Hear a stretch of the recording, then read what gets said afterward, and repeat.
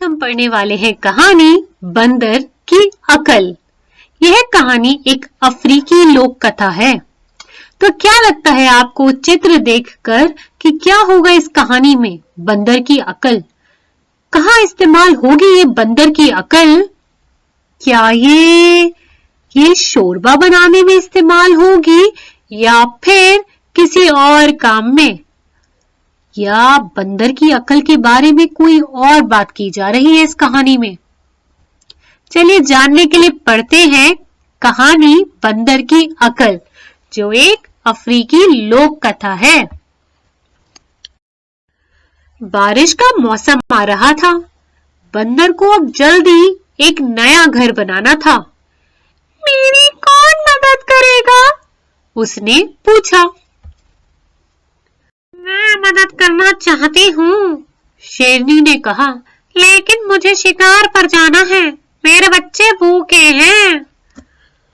मैं मदद करना चाहता हूँ, हाथी ने कहा, लेकिन मुझे झुंड के लिए पानी का एक नया ताल ढूंढना है। मैं मदद करना चाहता हूँ, बूढ़े जिराफ ने कहा, लेकिन मेरे खुर में चोट लगी है और मेरे लिए चलना मुश्किल है।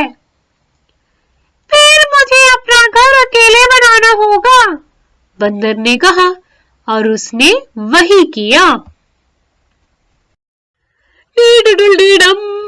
बंदर ने किसी को गाते हुए सुना। लकड़बग्गा झाड़ियों से बाहर कूद कर आया। मैं देख रहा हूं कि तुम एक नया घर बना रहे हो, उसने कहा। मैं तुम्हारी जरूर मदद करूंगा। लेकिन लकड़बग्गा काफी चालबाज था। बंदर को उस पर बिल्कुल भरोसा नहीं था। बंदर ने लकड़बग्गे से कहा, नहीं, मैं अपना घर अकेले ही बनाऊंगा। लकड़बग्गे ने कहा, चलो ठीक है। लेकिन जाने से पहले लकड़बग्गे ने बंदर का एक केला चुरा लिया।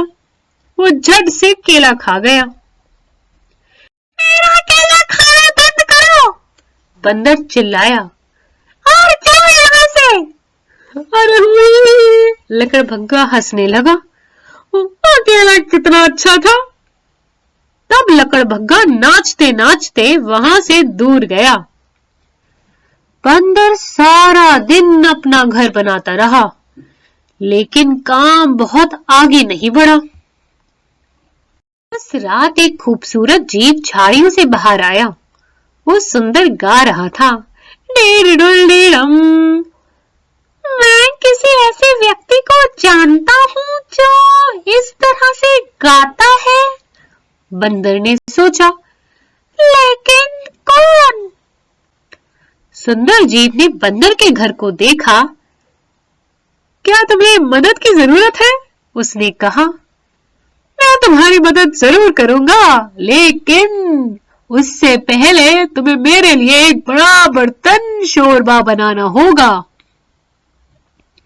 बंदर को मदद की सख्त जरूरत थी। ठीक है, उसने कहा, मैं आपकी बात मानूंगा। आप कल सुबह वापस आना।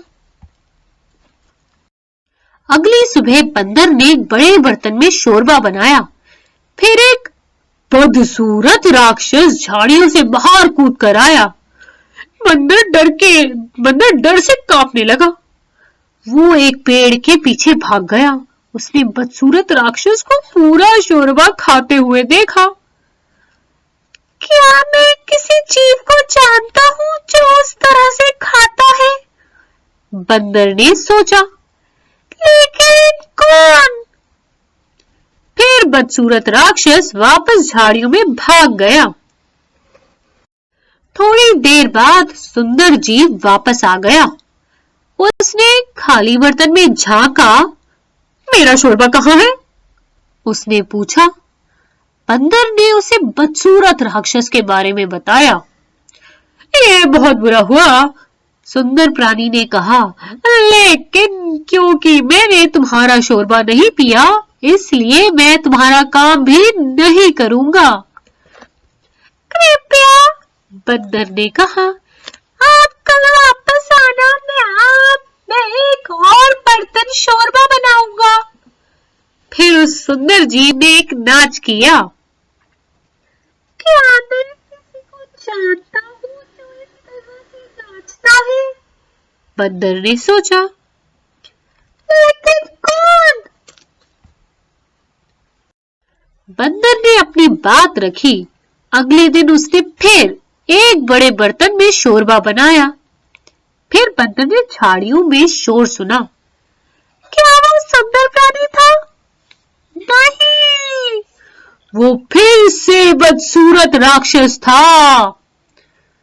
बंदर एक तने के पीछे छिप गया। बदसूरत राक्षस पूरा शोरबा खा गया। अरे ही हो, वह भागते हुए हंसा। मैं किसी को जानता हूँ जो बिल्कुल उस तरह से हंसता है, बंदर ने सोचा। लेकिन कौन? फिर कुछ ही देर में सुंदर जीव वापस आया। एक बार उसने फिर से बर्तन को खाली देखा। यह तो बहुत बुरी बात है, सुंदर प्राणी ने कहा, क्योंकि मैंने तुम्हारा शोरबा नहीं खाया है, इसलिए मैं तुम्हारा काम भी नहीं करूंगा। लेकिन मैं कल सुबह फिर से आऊंगा। तभी बंदर ने उस सुंदर जीव के चेहरे पर थोड़ा शोरबा लगा हुआ देखा। उसे शोरबा कैसे मिला? बंदर ने खुद से कहा। फिर वो पूरी बात समझ गया। इस बार बंदर उस सुंदर जीव के पीछे पीछे नदी तक गया। सुंदर जीव ने चारों ओर देखा। फिर उसने अपने पंख निकाल डाले। वो लकड़बग्घा ही था। बंदर पूरी रात इंतजार करता रहा। अगली सुबह उसने लकड़बग्घे को खुद पर मिट्टी और पत्तियां पोतते हुए देखा। तो लकड़बग्घा ही बदसूरत राक्षस था। मैं बहुत चालाक हूँ, लकड़बग्घे ने हंसते हुए कहा। हे हो, मैं बंदर के साथ फिर से छल करने के लिए इंतजार नहीं कर सकता। तो ये है लकड़बग्घे की सोच, बंदर ने खुद से कहा। फिर लकड़बग्घे के देखने से पहले ही बंदर वहां से भाग गया। जब बदसूरत राक्षस झाड़ियों से बाहर निकला तो शोरबा एक बर्तन में पक रहा था और उबल रहा था, लेकिन बंदर वहां नहीं था। एक बहुत पतला ज़ेब्रा बर्तन के शोरबे को हिला रहा था। चलो जाओ, बदसूरत राक्षस चिल्लाया। तुम यहाँ से चले जाओ, ज़ेब्रा वापस चिल्लाया। तुम मुझे बेवकूफ नहीं बना सकते। तुम बदसूरत राक्षस नहीं हो, तुम लकड़बग्घे हो। सूरत राक्षस ने पत्तियों और कीचड़ को उतार दिया। तुमने बिल्कुल ठीक समझा, ही हो। लकड़बग्घा हंस पड़ा। मैंने तुम्हें बेवकूफ नहीं बनाया, लेकिन मैंने उस मूर्ख बंदर को जरूर बेवकूफ बनाया। लकड़बग्घे ने बड़े बर्तन के शोरबे को सूंघा। वैसे वो बंदर कहाँ है? ज़ेब्रा ने उसे देखा और कहा, वह अपने घर के लिए लकड़ी और शाखें लेने गया है, और अगर बंदर को तुम्हारी चाल के बारे में पता चल गया तो वह पागल हो जाएगा और फिर वह तुम पर जादू टोना चला देगा। यह सुनकर लकड़बग्घा बैठ गया। वो थोड़ा डरा हुआ लग रहा था। ज़ेब्रा ने कहा, मैं कभी हट्टा कट्टा और मजबूत हुआ करता था, लेकिन जब मैंने बंदर को परेशान किया तब उसने मुझ पर एक जादू चला दिया, और अब देखो मैं एकदम पतला हो गया हूँ। यह सुनकर लकड़बग्घा उछल पड़ा। वह वास्तव में डर गया था। अरे नहीं, लकड़बग्घा रो पड़ा। बताओ मैं खुद को कैसे बचा सकता हूँ? पतले ज़ेब्रा ने शोरबे को हिलाया। तुमने बंदर से नया घर बनाने में मदद करने का वादा किया था। अगर तुमने वो नहीं किया तो बंदर बहुत गुस्सा होगा। लकड़बग्घे ने समय बर्बाद नहीं किया। उसने शाखों और टहनियों को इकट्ठा किया। उसने बहुत सारी मिट्टी की ईंटें बनाई।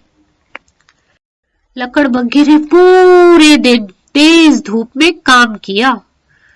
ज़ेब्रा बैठकर उसे बस देखता रहा। आखिर में घर बनकर तैयार हो गया। मैंने बंदर को अभी अभी आते हुए सुना है, ज़ेब्रा चिल्लाया। लकड़बग्घा तुरंत झाड़ियों में भाग गया। बंदर से कहना मैं हमेशा के लिए दूर जा रहा हूँ, उसने रोते हुए कहा। जैसे ही लकड़बग्घा गया वैसे ही बंदर ने ज़ेब्रा की खाल उतार कर फेंक दी। चलो अब मेरे पास एक अच्छा नया घर तो है, उसने खुशी से कहा। बंदर ने जंगल के दोस्तों के लिए एक पार्टी रखी। उसने सबको बताया कि कैसे उसने चालाक लकड़बग्घे से अपना घर बनवाया। कहानी सुनकर सभी जानवर हंस पड़े। फिर सब लोगों ने बैठकर बड़े बर्तन का शोरबा खाया और इसी के साथ कहानी का अंत हो आया। अब हमारी कहानी तो हो गई है समाप्त, लेकिन आप जरूर बताइए कि आपको कहानी कैसी लगी।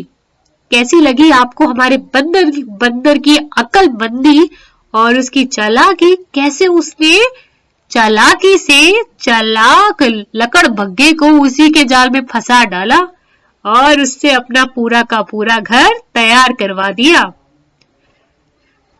आप जरूर सोचिएगा इस बारे में। तब तक के लिए टाटा बाय बाय। हम मिलेंगे फिर से एक नई कहानी के साथ।